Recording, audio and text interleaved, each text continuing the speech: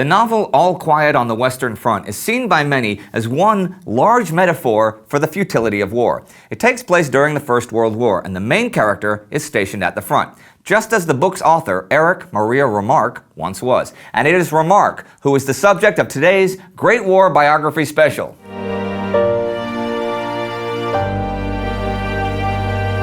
My name is Indy Nidell, and welcome to our Great War mini-series, Who Did What in World War I.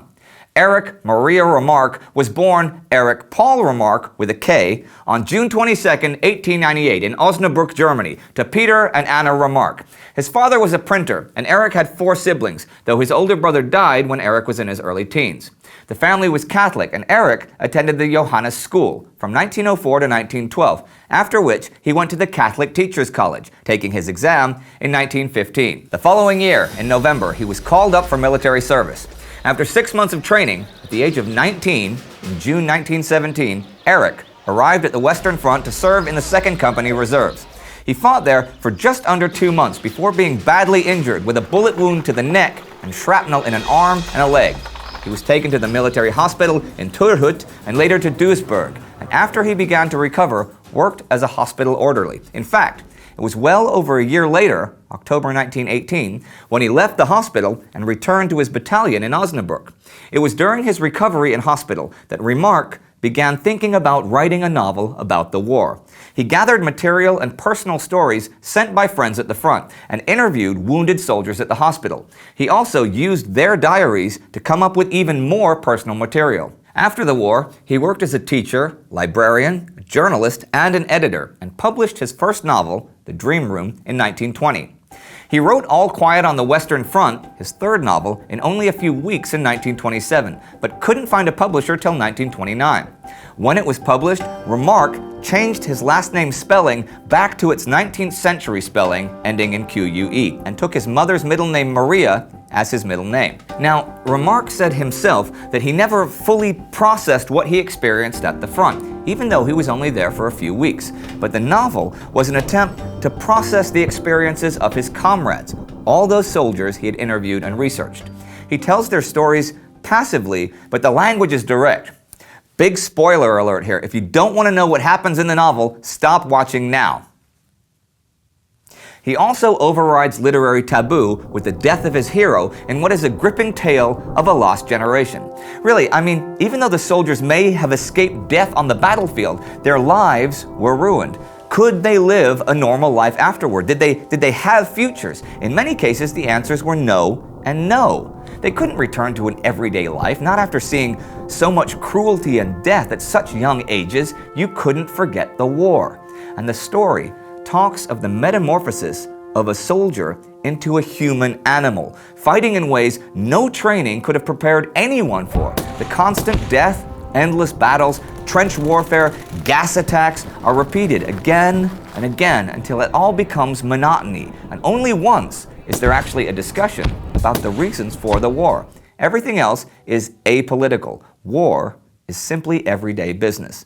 That was intentional and outright. In the preface, Remarque states that the book does not accuse or confess anything in any way. He considered himself apolitical.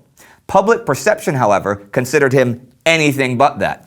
The book was not received as a neutral report of what happened in the war. It was seen as an accusation against war and the military, the irrelevance of death, and against an older generation that seemed to not take any responsibility for their debt to the younger one. So Remarque was considered to be a political author, and political parties of all stripes tried to fit him into an ism of any kind, but he refused to accept that throughout his life, and, according to himself, remained staunchly apolitical. The novel was first published in a newspaper and then in book form.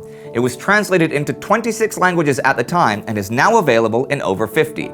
And it was the most successful work of German literature ever. A film adaptation was made in 1930, which was promptly banned in Germany because it impaired the German reputation.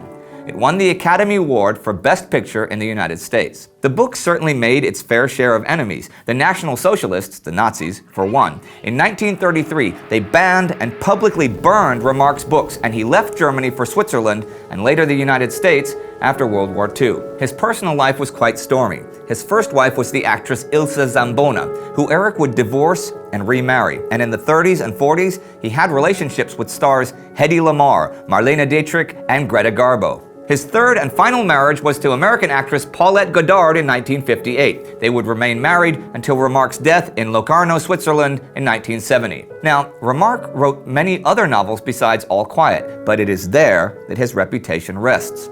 His personal reputation as a man who stood for individuals against institutional manipulation and who was never bound to politics, even while his books mostly discussed German history. He received several honors. In 1967, for example, he received the Order of Merit from the Federal Republic of Germany. His hometown Osnabrück introduced a peace award in his name, and the Remarque Institute was founded in America in 1995.